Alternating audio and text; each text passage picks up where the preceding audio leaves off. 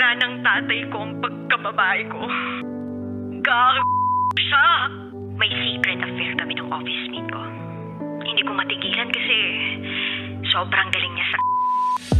Rocky's Secret Files. Secret Files. It's the kind of bleep you never knew existed. Kunwari inosente, pero boy naman pala. Rocky's Secret Files. Secret Files.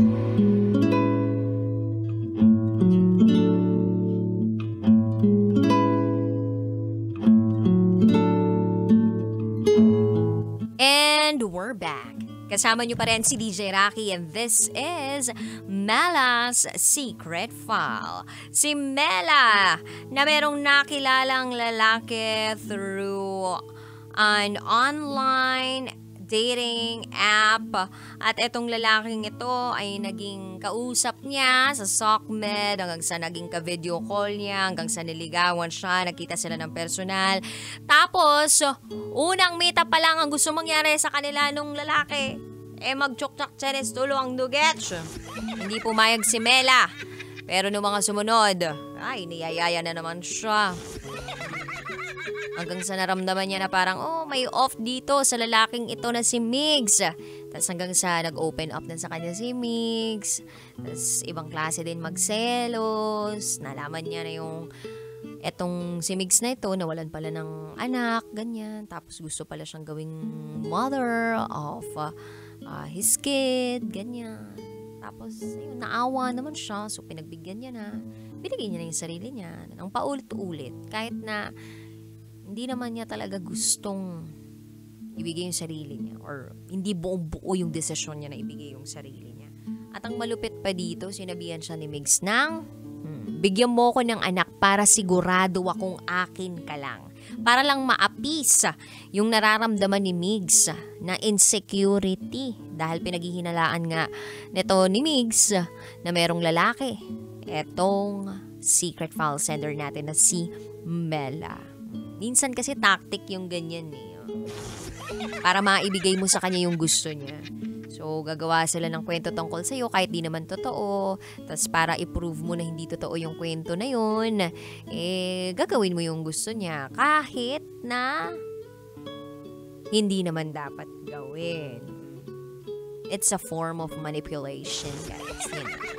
Anyway, eto na po ang sabi ni Nathan Bragado. Oo naman, baka ikaw lang ang ayaw. Ay, iba pala tong comment. Nag-comment siya tungkol sa post ko. Anyway, salamat Nathan Bragado ha. Kahit na mukha kang galit sa picture mo, nag-comment ka pa. Ito sabi ni Alisa Mallorca. Para sa akin, Mela, iwan mo na yan. Puro selos lang at kung buntis ka, wala ka nang magagawa. Pero kung ganyan lang ang lalaki, unang meet up, gusto agad may mangyari. Nako! Ganyan din ang ex ko. Unang pagkikita, gusto agad. Pumayag ako, kaso hindi ako pumayag. Ano siya? Gold? Pero nung una lang yun. Pangwangalawa, pumayag na. Charot! Toy darot! Thank you, Alisa Mallorca. Ito naman ang sabi ni Lalaine De Jesus. Hello, DJ Rocky. Good evening po. Ang masabi ko lang po dun sa, anong tawag dun? Sender. Sa nag-sendang problem sa inyo po. Why not sabihin niya sa boyfriend niya kung ano talaga yung nangyari? Naabuntis siya. Kasi, yun na rin naman yung boyfriend niya nagsabi na gusto niya na magka-baby. Malay mo, pakasalan na agad siya, diba? Pero kung hindi pa siya ready, yun lang. Hindi pa siya ready maging mommy. Wala tayong magagawa dyan. Pero at least sabihin niya para may katuwang siya sa problema. Hindi yung nag-iisa lang siya. Dalawa naman silang ginawa yan. Yan lang po. Thank you. Thank you so much, Lalaine Redita De Jesus, na meron pang suporta ng kanyang kaibigan sa paligid. Sa bagay, it's a shared responsibility. Parehasin yung ginawa at parehas kayong lumasap ng sarap. Dapat parehas din kayong lumasap ng hirap.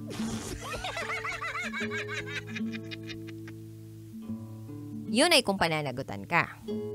Kung sakali man talagang may nabuo. The first step talaga dyan is alamin mo muna kung buntis ka nga o hindi. And then that's when you decide whether or not continue the relationship with this person. Kasi kung meron nga talaga nabuo, ibang usapan yun. Pero kung wala, ay, ngayon pa lang sabihin ko na sa'yo, girl, run. Anyway, ito naman sabi ni Doc Yorgie. Hi Mela, binigay mo na ba ang sarili mo? Kay Mig, sabi mo. Binigay mo na ang sarili mo kay Migs, sabi mo. Ano pang mawawala sa'yo? Kung desidido kang piliin si Migs despite the flaws you see in him, di tuloy mo ang relasyon mo sa kanya. Kung concerned ka sa bata na nasa sinapupunan mo, if ever buntis ka nga, di siguro you might want to stick with Migs. Pero kasi ang dami ng red flag na lumitaw early on. Madaling i-advise na wag mo nang ituloy ang relasyon mo kay Migs, pero mukhang panandali ang pagod lang ang nararamdaman mo. Mahal mo pa rin siya at mukhang susugal ka pa sa kanya. Whatever your decision would be, isaisip mo na lang na panghabang buhay ang magiging epekto ng desisyon mo. True. Forever yang magiging effect ng desisyon mo. Ito naman ang sabi ni Marisa Figueroa. Kung seryoso talaga siya sa'yo, dapat may tiwala siya sa'yo. Ibigay mo ang sarili mo sa kanya. Paano kung buntis ka nga? Pananagutan ka kaya niya? From Marisa. Eto pa sabi ni Igop Vlogger. Nako, naawa lang ako kay Sender. Kasi mukhang napilitan lang talaga siyang ibigay yung sarili niya dun sa jowa niya. Which is hindi naman talaga dapat. Sana hindi na muna niya sinuko ang bataan. Ayan tuloy ang nangyari. Hindi pa rin nabago ang pagiging seloso. Yun lamang po, shoutout sa TNVR, The Boss Grab Cars, Alliance Gerald, Boss Jake, Lake Lasty sa Solid Independent Riders Group, Capitolio Chapter na nakatune in. Waiting lang ako. Waiting ng booking kay Grab. Salamat po from Ega Vlogger. Thank you. Ito pa sabi ni Darwin. Mela, umalis ka na dyan. Sa umpisa pa lang gusto nang may mangyari sa inyo ni Migs. Hindi ka talaga mahal niyan. Hindi basehan ang past niya para ma-justify ang lost niya. Unreasonable ang selos. Ang tanong dyan, paninindigan ka ba niya? If ever nabuntis ka. Lesson ito na dapat hindi bigay ang virginity sa taong ngayon lang nakilala. Especially sa social media. From Darwin. Ay din po kay Jerome. Ay din po kay Charles. At ang sabi niya ay,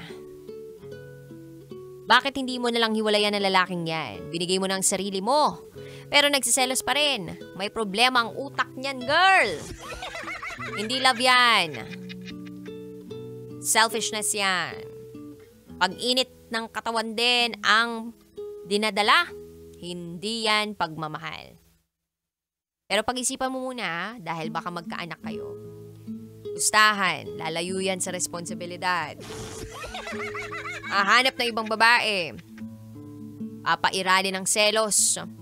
Pero tawag ng laman lang ang kayang ibigay. Paluin ko kayo ng poses sa labas eh. Ay, sadista pala to si Charles. And girls, sana aware kayo sa mga pinipili niyong lalaki. Kaya, dapat ay na-test nyo muna yan bago kayo mag-open legs. Ay. Make sure to test before you open your legs. Charot, darot. Hi kay May Pilinggon. Bakit mo naman kasi sinuko ang bataan Sender? Alam mo namang nagbago siya. Alam mo namang hindi nasusukat ang pagmamahal sa pakikipagtsuktsakan. Sana pinanindigan mo na lang kung anong gusto mong mangyari na after the wedding na lang yon. Dapat mong gawin ay magpa-check up ka para masagot ang agam-agam sa isip mo kung bakit hindi ka dinaratnan. If ever man nabuntis ka, sana maging responsable kayong mga magulang sa magiging anak ninyo, lalo na ang partner mo. Shoutout po dito sa Igbungan, Tambays, sa Declom Tobias, Fournier, Antique, Cruhay Tribo, Kinudlas. Naka-speaker po kami. Bisyo na to. Uy, maraming salamat. Adan kay Robert. Sabi niya rito, mag-test ka nang malaman mo kung buntis ka o hindi. Subukan mong unawain siya. At kung hindi maganda ang pinapakita niya sa'yo, hiwalayan mo. Lesson na rin ito sa atin. Kilalanin mabuti ang taong nakakasama natin. Lalo na sa social media. Hindi natin alam kung ano ang tunay na ugali niya. Ang dami pang nag-comment sa ating secret file sender for this afternoon. Ang daming mga pieces of advice, no? Na parang, okay, nandiyan ka na, mukhang mahal mo, so ilaban mo yan. Sana totoo talaga yung nararamdaman ng lalaki para sa iyo. Tapos sabi naman ng iba, wag mo na ituloy yan, dami ng red flags. At may nagsabi din naman na magpa-test ka muna. Which, by the way, I agree. Pa-check up ka muna. Mag-PT ka muna. Kasi, o nga pala, sabi ko pala afternoon. Sorry talaga, guys, Sherry. Puyat talaga ako. Sabog ba? Sabog. This evening, ang dami nag-comment this evening sa atin ngayong gabi. Ito na nga. So, magpa-test ka muna. Kasi, yun yung unang step para malaman mo kung ano yung next move mo. You have to really know where you are at this moment. Kasi para alam mo kung saan mo ilalagay yung mga baraha mo. Alam mo kung saan ka pupunta.